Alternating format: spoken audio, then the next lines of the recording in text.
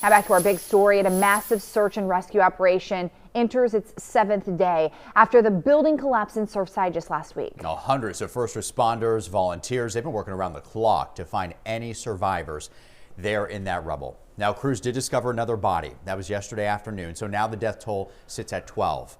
The total number of people unaccounted for is 149, and the number of people accounted for is 125. Meanwhile, officials continue to say that they are not yet ready to transition their rescue efforts to a recovery effort. Waukesha Bailey joins us live in Surfside this morning with some of the challenges that the crews are facing as they're starting their shift today. Waukesha. Good morning, Aaron. So, we're told that more than 200 workers are out here right now looking underneath that rubble, getting through that debris and looking for those who are still missing. So far, they've already removed 3 million pounds of concrete from the collapsed site. Now, Israeli Defense Force search and rescue team members aiding in the effort say it's one of the most difficult sites they've ever worked. And the colonel says it's not just the rubble above ground, but several feet underground where the building collapsed. He says they are digging through more than 10 feet of concrete to reach people, finding gut-wrenching images along the way.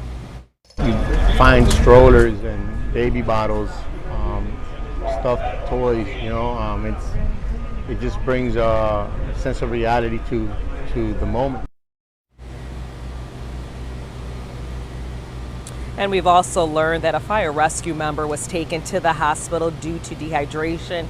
He is now recovering. Now, the state is also sending in mental health illness teams just to aid with these rescuers as they continue their search. Reporting from Surfside, Waukesha Bailey, WPBF 25 News. They've been working so hard. Waukesha, thank you. Now, a mother and daughter speaking out about their escape from Champlain Tower South just before the collapse.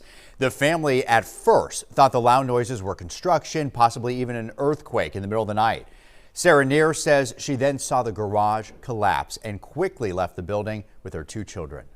And I told my kids, run as fast as you can, crossing the street. We crossed Collins. We just crossed Collins. God watch us. God was waiting for us to leave the building. And then another big boom. And then we didn't see anything. It was suddenly quiet after the big boom, and it was white clouds all over.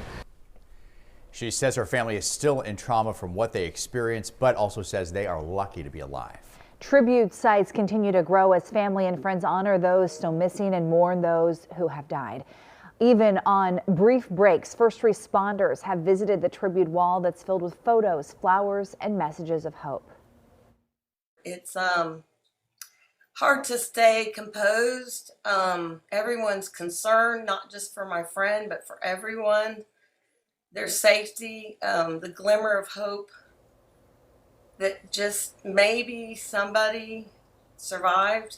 And everyone's holding on to that hope. Among the 12 dead include a couple who had been married for nearly 60 years and a volunteer Little League baseball coach. Meanwhile, the mayor of Miami-Dade saying she supports the state attorney's plan to now pursue a grand jury investigation into this collapse. West Palm Beach defense attorney Mark Shiner, a former prosecutor himself, told us that a grand jury probe, though, could really go one of 2 ways. The grand jury could be a facade just to make the public feel better that the prosecutors are looking at it, or the grand jury could be a real proceeding that prosecutors can present experts showing that people did things that were wrong. It could show criminal liability from people 40 years ago that we may not be able to prosecute, but certainly can prompt our legislative branch to enact new laws. So it can do a lot, or it can do absolutely nothing. A grand jury probe would likely take years, too.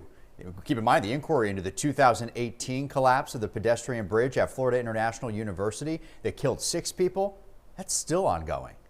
Officials are reminding people to watch out for Surfside charity scams, as one has already been detected. Unfortunately, so far nearly $2 million has been raised to support the victims of this tragedy. And if you'd like to help, you can visit supportsurfside.org. We have been overwhelmed with the generosity of people throughout this community and the entire world. Now, if you'd like to help by making a donation, we've listed on our website the different ways that you can do that. You can also find those resources on your free WPBF 25 News app. You can download it right now by just pointing your phone's camera to the QR code that you see right there on your screen.